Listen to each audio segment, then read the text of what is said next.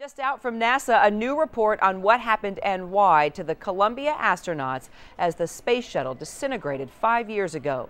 The shuttle broke apart during re-entry, killing all 7 astronauts. CNN's John Zarella joins us in Miami with what he's learned. What stood out in the report, John? I know we all just got it a few minutes ago. Yeah, Kira, it's quite extensive, as you and our viewers can see. It's about 400 pages thick. A lot of it, though, it has to be emphasized, is information that had already come out over the years and was compiled, recompiled into this final extensive report. The key things that they are saying in this report really go to the heart of what probably most likely killed the astronauts and what they want to do in the future.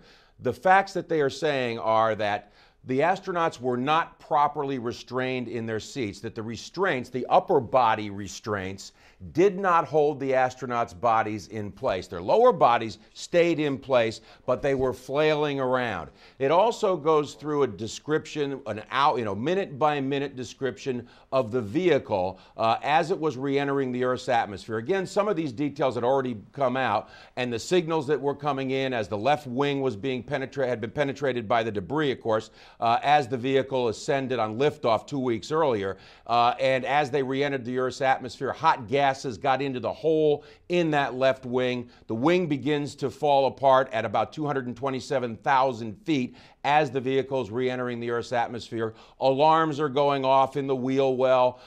Pieces of debris are beginning to fall apart. Eventually, depressurization of the crew cabin, which had come apart from the main vehicle. And at that point, the astronauts lost consciousness, and the astronauts ultimately died of hypoxia.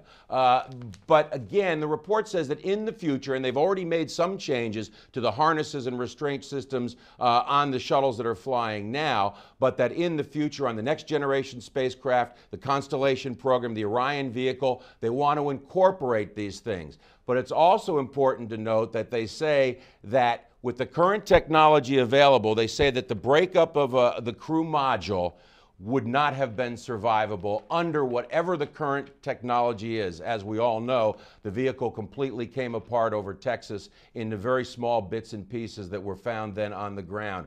So again, NASA is emphasizing that it wants to go from trying to save the vehicle to trying to save their lives. So that's a survivability issue. What can you do in the future to make it safer for the astronauts so that they may be able to survive some incidents like this? But again, NASA's saying that under the current technology, this kind of accident would not have been survivable. And they sum it up in a sentence saying at the bottom of their summary that by learning these lessons and ensuring that we continue the journey begun by the crews of Apollo 1, Challenger, and Columbia, we help to give meaning to their sacrifice and the sacrifice of their families. It is for them and for the future generations of explorers that we strive to be better and to go farther. So again, Karen, summing up, it really is a report that takes everything that they compiled earlier and looks ahead to how can you make space travel safer and more survivable for the astronauts, and focuses on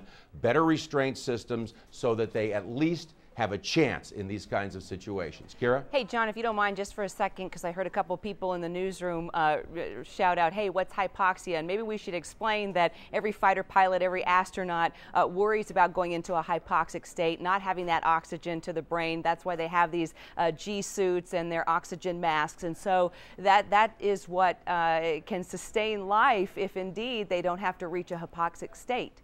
Correct. And they went unconscious. And then the blunt force trauma from their upper bodies literally flailing around as the vehicle is beginning to pivot up and then beginning to come apart as it came over the California-Nevada border. That ultimately is what killed the astronauts. Now, a lot of the report has been redacted. There are lots of graphic details that, of course, NASA does not go into. And, of course, they say the only one word that they got, the final transmission word from the vehicle, was one word from the commander saying Roger, when everything was nominal and still going well as the vehicle first began to enter the Earth's atmosphere at about 227,000 feet. 180,000 feet is when depressurization began, when the actual crew cabin and forward part of the shuttle separated from the rest of the vehicle. And it was at that point the depressurization in the crew cabin would have led to the astronauts